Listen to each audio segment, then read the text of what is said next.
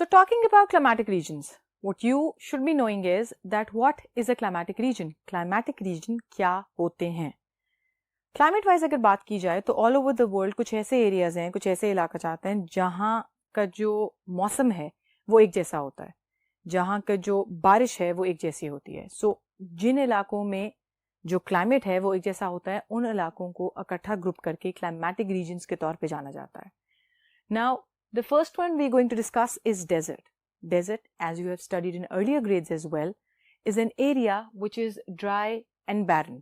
ऐसी जगह जहाँ ज़्यादा घास फूस नहीं उगती, ज़्यादातर सैंड होती है और बारिश is very, very less. बारिश बहुत कम होती है. 3/4 of the major deserts are in Muslim territories. All over the world अगर हम deserts को 100% divide करें तो उसमें से 3/4 हिस्सा like 75% of the deserts are present in Muslim territories. मुसलमान इलाकों में हैं. Sahara in Africa. Africa का मशहूर desert Sahara. It forms 60% of the total desert area. अकेला सहारा एक डेजर्ट जो अफ्रीका में है, अगर उसका एरिया हम कैलकुलेट करें तो जो टोटल डेजर्ट एरिया बनता है 100%, उसमें से 60% जो है वो अकेला ये डेजर्ट जो है वो कवर कर लेता है. ये इतना बड़ा डेजर्ट है. Moving on, Arabian desert, Thar desert, Somali Thar, obviously in Pakistan, Somali, these are also deserts which occupy a lot of space. Moving on, Kazilkum in Uzbekistan, जो Kazilkum सहरा है उज़्बेकिस्तान में, और दश्ते लूत इन ईरान. ये वो कुछ major desserts हैं which form the majority area of the total desert area present all over the world. पूरी दुनिया में जितना सहरा का इलाका है उसमें से 3/4 हिस्सा जो है वो ये मेजर डेजर्ट्स जो हैं वो कवर करते हैं. The next one is semi-desert and scrubland. Before moving on to semi-desert and scrubland, एक और बात बहुत इंपॉर्टेंट है जो डेजर्ट के साथ एसोसिएटेड है. Recently with the advent with the changes, desert में पानी ऑब्वियसली बहुत कम होता है, लेकिन रीसेंट डिस्कवरीज के बाद जो अंडरग्राउंड वाटर है वो बहुत सारे सहराओं में या बहुत सारे ऐसे इलाके हैं जैसे बलूचिस्तान है पाकिस्तान का, उसमें अंडरग्राउंड वाटर कारेज एक सिस्टम होता है, कारेज, उसके थ्रू निकाला जाता है और यूज किया जाता है, और इस यूजेज की वजह से वहां पे रहना आसान हो गया है. Moving on with the semi desert, जैसा कि नाम आपको बता रहा है, ये वो इलाका है जहां पे obviously The area is dry and barren. इलाका जो है वो पथरीला है ज़्यादातर और उस पर बहुत ज़्यादा घास फूस नहीं उगती. Occasional rain but not enough for agriculture. जो बारिश है वो बहुत कम होती है, लेकिन वो इतनी ज़्यादा नहीं होती कि उस जगह पे जो है वो फसल या खेत उगाए जा सके. जो डे टाइम टेम्परेचर है जैसे कि बाकी सारे सहरा में होता है, यहाँ पे हाई होता है, और जो नाइट्स होती हैं वो कूलर होती हैं. इसकी वजह ये है कि जो सैंड है वो जल्दी गर्म होती है और जल्दी ठंडी होती है. It heats up very quickly and it cools down very quickly as well. Coarse tough plants and shrubs grow as these have long roots to get whatever water that is present underground. Coarse tough plants, ऐसे कुछ छोटे छोटे पौधे जो खुदरू होते हैं वो, और श्रब, ये वो टाइप के प्लांट्स हैं, पौधे हैं जो इन इलाकों में ग्रो कर सकते हैं. इनकी रूट्स जो है वो बहुत लंबी होती हैं. वो लंबी इसलिए होती हैं कि अंडरग्राउंड जहां भी पानी प्रेजेंट है वहां से इसको वो अब्सॉर्ब कर सके और वो प्लांट ग्रो कर सके. Wandering animals, goats and sheeps, ज्यादातर जो जानवर यहाँ रहते हैं उनमें गोट्स हैं, शीप हैं. ये वो एनिमल्स हैं विच आर वेरी टफ. इनकी जो फर होती है वो बहुत सख्त किस्म की होती है.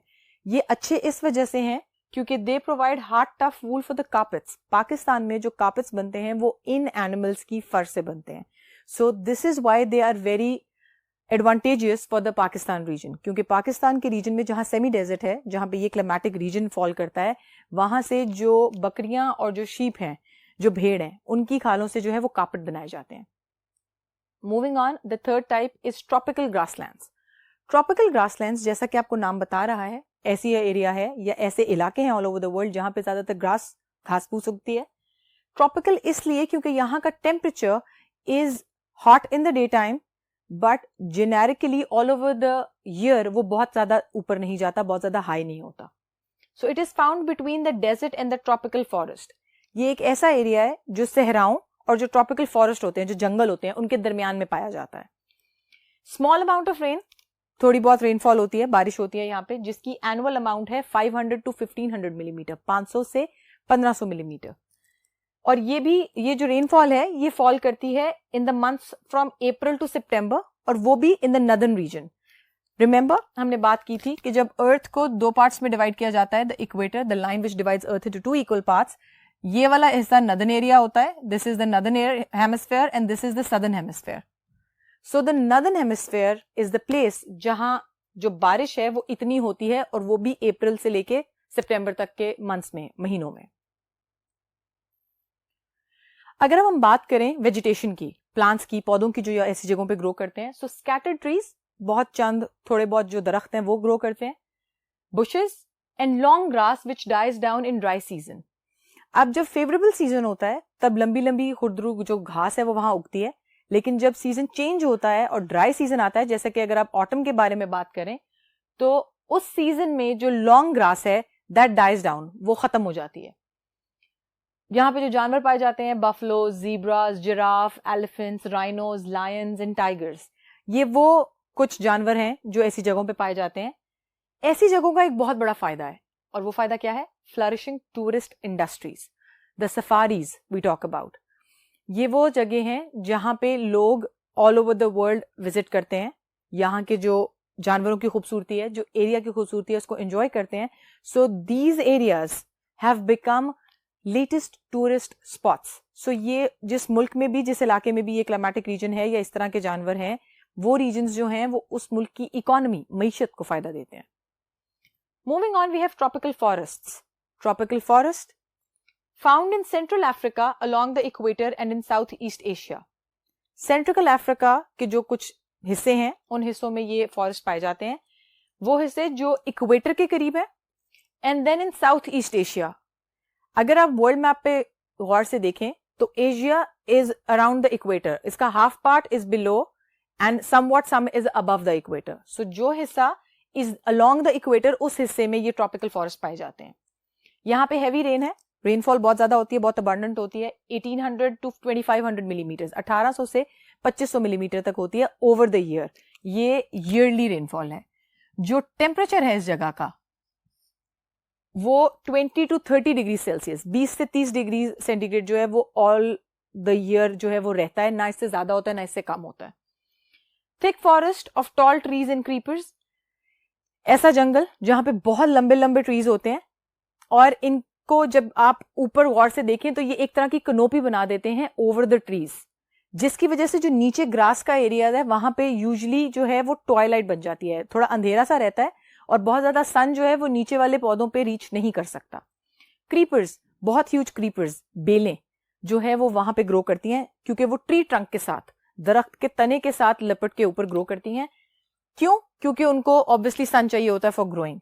और इन क्रीपर्स की जो डायामीटर है, जो चौड़ाई है इनकी स्टेम्स की, वो 20 से 30 सेंटीमीटर होती है। एनिमल्स की अगर बात करें तो birds, monkeys, snakes, lizards, insects, ये ऐसे जानवर है जो यहाँ पाए जाते हैं। Obviously birds and monkeys on the trees, creepers में you can find lizards, you can find insects, then you have snakes around as well. क्योंकि क्रीपर है तो बेल भी होगी, तो बेलों के ऊपर ज्यादातर आपको सांप और जो छिपकली है वो नजर आती है। देन अगर बात करें कि ये ट्रॉपिकल फॉरेस्ट, इनका फायदा क्या है, इसका सबसे इंपॉर्टेंट फायदा क्या ये है कि because of abundant rainfall and because of nominal temperature, यहाँ पे शुगर केन, गन्ना, कोको, रबर, मैंगोज, आम और पाइनएप्पल्स ये ग्रो किए जाते हैं। और इनका फायदा to the country where they are present इसलिए होता है क्योंकि यहाँ पे ग्रो करने के बाद वो इतनी अमाउंट में होते हैं कि they can export these fruits and they can get money from them. Now there is a downside as well. जहां इतने जानवर हैं, जहां इतना फायदा है, इतने फ्रूट्स ग्रो कर रहे हैं, वहां डाउन साइड क्या है? वो ये है कि because of heat and moist atmosphere it is unhealthy. क्योंकि दरख्त जुड़े होते हैं, नीचे जो है वो जितना भी सन या जितनी भी हीट पहुंचती है वो ट्रैप हो जाती है, ज्यादातर टेम्परेचर जो है, दर्जा हरारत जो है वो ऊपर नहीं जाता, एंड बिकॉज ऑफ रेनफॉल वहां पे हब्स बहुत ज्यादा होता है, क्योंकि मॉइस्चर एयर में बहुत ज्यादा होगा, इस वजह से इट्स अनहेल्दी। अनहेल्दी इसलिए इंसेक्ट्स हैं, you can talk about diseases, यहाँ से बीमारियां फैलती हैं। मलेरिया की अगर बात की जाए तो मलेरिया एक ऐसी बीमारी है जो इंसेक्ट्स के थ्रू फैलती है। तो इस तरह की conditions which are moist and hot, वो इन जो डिजीजेस हैं इनके बैक्टीरिया के लिए थ्राइव करने के लिए they are very good. So the overall area is unhealthy. Important for replenishing air oxygen, जो बहुत एक इंपॉर्टेंट फायदा है इन फॉरेस्ट का, वो ये है कि जो ट्रीज हैं they have the capacity to replenish. Carbon dioxide बहुत ज्यादा एब्जॉर्ब करते हैं, जो एयर की ऑक्सीजन है उसको बहुत जल्दी ये रिप्लेनिश करते हैं. जो ये फॉरेस्ट है उनकी बेस्ट एग्जांपल है Amazon, and it is present in North America. Moving on, we have temperate desserts.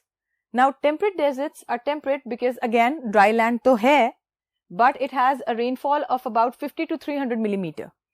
अगर अब आपने नोटिस किया हो तो हमने डेजर्ट्स पढ़े हैं, simple deserts, semi deserts, temperate and tropical. So they are divided because of the amount of rainfall, कि वहां पे बारिश कितनी होती है और धूप कितनी है. क्योंकि जो बाकी फीचर्स हैं वो सिमिलर है, फिजिकल फीचर्स. वहां पे ज्यादातर सैंड है, गर्मी ज्यादा होती है, and they are differentiated because of the different amount of rainfall, कि बारिश इन हिस्सों में कितनी डिफरेंट पड़ती है. इस वजह से इनको ट्रॉपिकल या सेमी या टेम्परेट डेजर्ट्स के कैटेगरीज में डाला जाता है. So for temperate deserts the rainfall is 50 to 300, 50 से 300 मिलीमीटर है. This is also yearly. अब ये डेजर्ट्स जो हैं ये किन एरियाज में पाए जाते हैं? मोस्ट ऑफ ईरान का major area, Afghanistan, Central Asian states, continent wise जो सेंट्रल एरिया, जो सेंट्रल एशियन पार्ट है वो, इन पार्ट्स ऑफ पाकिस्तान के भी कुछ हिस्सों में यही वाला टेम्परेट डेजर्ट जो है वो पाया जाता है. अब अगर वेजिटेशन की बात करें तो स्मॉल ट्रीज, छोटे मोटे दरख्त, अकेशिया एंड कैशिया मोस्टली, ये दोनों जो हैं वो दरख्तों के नाम हैं. ये दो टाइप्स के जो दरख्त हैं ये वहां पे ज्यादातर पाए जाते हैं, छोटे दरख्त होते हैं ये. Then coarse plants and grasses. Coarse plants and grasses ऐसे जो पौधे जिनको बहुत ज्यादा पानी की जरूरत नहीं है. सो ऑब्वियसली डेजर्ट जैसे एरिया में वही पौधे ग्रो कर सकते हैं जो कम पानी पे डिपेंड करते हो. Why don't you write down name of 2 to 3 plants which you know can grow in a desert area? Excellent. Cactus is definitely one of them. Why? Because cactus has the ability to retain water, और इसके जो pointed needles होती हैं उनकी वजह से जो water loss है इसमें से वो बहुत कम होता है.